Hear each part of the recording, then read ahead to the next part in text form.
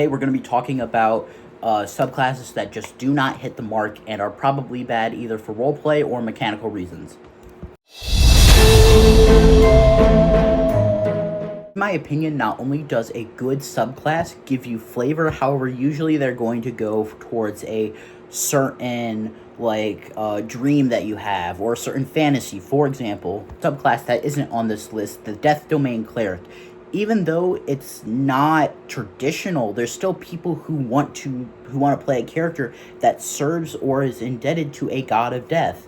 The character was targeted by some form of death demon, such as the Grim Reaper, and is now, offing people and getting rid of people and doing their bidding to expand their lifespan. That's a pretty common trope. What do I mean by a bad subclass? A bad subclass doesn't have to be traditional, but it needs to have, number one, a bad role-playing implication, which some of these are on here just because bad role-playing. Number two, needs to have bad mechanics. And number three, needs to be outshined or needs to have its main mechanic done better by other subclasses of the same class. The first class on this list is the Champion Fighter. A lot of people know or knew that this was going to be on this list, mainly just because this is kind of the flagstone worst fighter subclass for a lot of people to pick.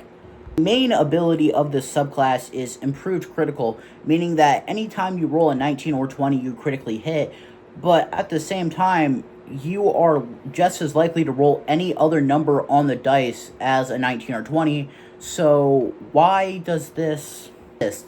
It's taking a little bit of randomness out of the equation, but that's just an additional 5% of the time. Optimal Athlete allows you to add half your proficiency bonus to any dexterity or strength checks. Guess what? Bards can do this at level 2, and you're getting this at level 7. Yeah, aren't you supposed to be the martial fighter, not the bard? Shouldn't the bard be relying on casting spells? Why is the bard getting this ability and way bigger? At level you gain an additional fighting style, but usually people are going to have their build set up by then, so why would you even need that additional fighting style? Unless you're planning for it levels in advance, you're not going to be able to take feats or class choices that allow you to prepare for this, which brings us into another thing. This doesn't give you any choices. The only time you really get choices during the fighter leveling up process is picking 2 fighting styles. The time, if you want your character to be an archer, then you're going to pick the first fighting style as archery. If you want your fighter to dual wield, then you're going to pick the first one as dual wielding. What's the point of getting an additional fighting style? I can see maybe having defense, that we can get an additional point of armor class, but that's really the only fighting style I can see here in the player's handbook. I get that there's thrown weapon fighting and blind fighting and all that stuff later on, but I'm just talking about the player's handbook right now. Why would you want to take any other fighting style aside for your main one in defense? Critical allows you to crit on a 18 instead of a 20. We've already talked about why that just doesn't make any sense. Finally made it to 18th level of this crappy subclass. What's the reward that you get for staying with this all this time? Me that on average, a potion of healing is going to do more healing than your capstone ability? So many better fighter subclasses. For example, just in the player's handbook, the Battle Master, the Eldritch Knight, all that stuff. An archer. And another thing that pisses me off about this subclass is that you don't even have good flavoring. The text of the champion says, hold on, the archetypal champion focuses on development of raw physical power, honored to deadly precision. Those who model themselves on this archetype combine rigorous training with physical excellence to deal devastating blows. So tell me how that just doesn't describe anyone with above a +2 in strength. You're already going to be doing a lot of blows. Flavoring for this subclass is just the fact that you are extremely strong. But even then, that doesn't even have to be true, because dexterity fighters are a thing. They're not strong. Usually they have a +0 in strength. There's so many better subclasses that you can pick that are better than this shit right here. I have no idea why you would ever take this subclass. A little heated. Hold on, I'll be back. Oh. Peach Crush for the win. A little heated on that last one, but honestly I think it was justified because the Champion Fighter just sucks so much. But let's move on to our next one, being the Nature Domain Cleric. Originally, I didn't think that this was a player's handbook class because it's so hard to find on the player's handbook. But now, like, I see it. Originally, I thought it was like a Tasha's or book or something, but like, it's on the very bottom of the page. Like, they say, it's almost like the designers knew that this subclass was so bad that we're gonna hide it in the book. We're gonna put it on the very bottom of the page. Basically, the theming of this subclass is that these are the priests of druids. Druids don't believe in the gods a lot of the time, but these priests do believe in the nature gods, and they preach to the druids. That's a cool idea. That's actually a really cool idea. That's decent. But, you know, going as far back as 1st and 2nd edition, druids were subclasses of clerics, and clerics and druids are both considered priests in the 2024. So why does this subclass exist? That's just flavoring. Like, if you really want to, you could play a druid that believes in a god, or you could play this that, like, playing alongside a druid, maybe being a mentor. As a nature domain cleric, you might think, what are some of your spells? Well, you might have a spell that, lets you, communicate with plants, or you might have a spell that allows you to create thunder, or, like, cause, like, rain, or grow plants, all that stuff. Well, yeah, you do have some of those spells. To play the more aggressive side of this fantasy, you instead have to play a Tempest domain cleric. Usually, whenever I think nature, I think of, like, natural disasters, especially if I'm thinking of, like, a god. I'm gonna look at their spell list. Animal Friendship, Speak with Animals in 1st level. Bark Skin and Spike Growth at 3rd level. Plant Growth and Wind Wall at 5th level. Dominate Beast and Grasping Vine at 7th level. And Insect Plague and Tree Stride at 9th level. These are decent spells, but could definitely be a lot better. Of nature ability is actually pretty decent. You gain 1 druid cantrip, and you get to pick from survival, animal handling, and nature, and gain proficiency in those skills. But typically, if you're going to play a forest themed like priest, you're probably already going to have the hermit or outlander background, meaning that you're probably already going to have proficiencies in these. So why are you giving them here? That you don't have to pick those backgrounds, but usually if you're going towards that fantasy, you probably would pick those backgrounds.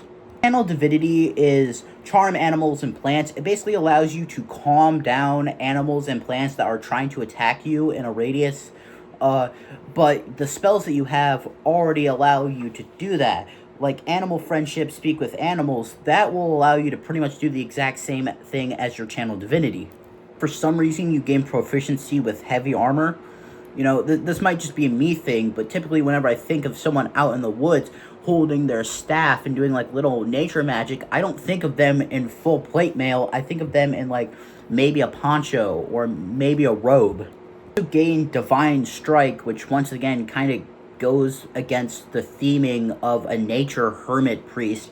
But at the same time, you do get to choose what kind of damage it is. So it can be a elemental type of damage, which I like that. That's 1 thumbs up I'll give to this cleric subclass. 17th level, you decide to stick with this class so long to the point where you didn't multi-class and you think you might get better, but no. Master of Nature. At 17th level, you basically gain the ability to, whenever you charm a creature using your Channel Divinity, you can then command those creatures to do stuff on their next turn.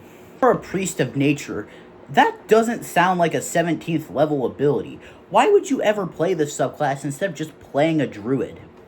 I get that this is supposed to be the peaceful side of nature and Tempest Domain is supposed to be the destructive part of nature, but even then, like, I don't get why anyone would want to play this subclass.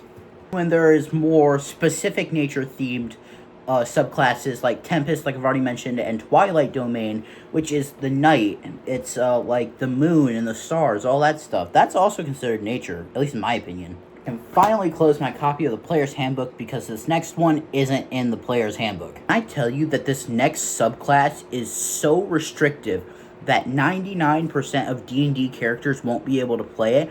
I truly mean that. A lot of y'all have probably already guessed what I am talking about, but I am talking about the Battle Rager Barbarian. Before you can even read the subclass, 99% of people are going to be out of this subclass. Page 1, restriction, dwarves only. You heard me right. In the Forgotten Realms setting, where most pre-written campaigns are supposed to take place, you cannot play this subclass unless you are playing a dwarf. It says right under that you can play this if your DM says so if you're not playing a dwarf. Main ability of the Battle Rager Barbarian is using spiked armor. Barbarians actively, unless you're using very high quality armor like full plate or something like that, actively are discouraged from using armor because they have unarmored defense. Race restrictions on classes and subclasses isn't a common thing in 5th edition, and you might say, oh well, this was player's handbook stuff, like first getting into the hobby, they didn't know what they were doing. No, this was not player's handbook. It was put into the Sword Coast Adventurer's Guide. The same book where Oath of the Crown came from, one of the most flavorful, best subclasses in the game almost. Basically, the idea of this subclass is that you have spiked armor on, and whenever you punch someone wearing that spiked armor, they take d4 piercing damage plus your strength modifier. You don't need to have a subclass for that to get that perk. The Tavern Brawler allows you to do that. You also get to deal someone piercing damage, which, guess what this amazing number of piercing damage is, the thing that might save the subclass. 3. You do 3 piercing damage whenever you grapple someone, which grappling in a D&D campaign happens so rarely unless your build is meant for it. You actively have to look up the rules whenever it happens. Rager Charge is a decent ability. At 10th level, you can dash as a bonus action whenever you're raging, but so can any monk or rogue.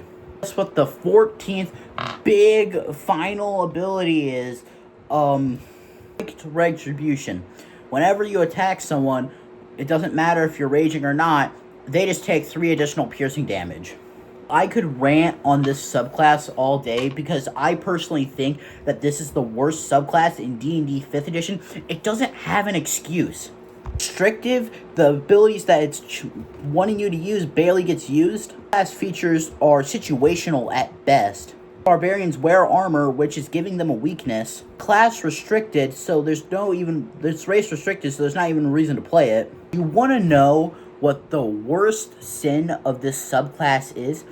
The entire theming of it is having dwarves following war gods. So why can't this just be a war domain cleric? Alright, I'm getting overworked. This video is kind of fun to make. Like, comment, subscribe. If you comment, I'll most likely respond. Anyways, bye.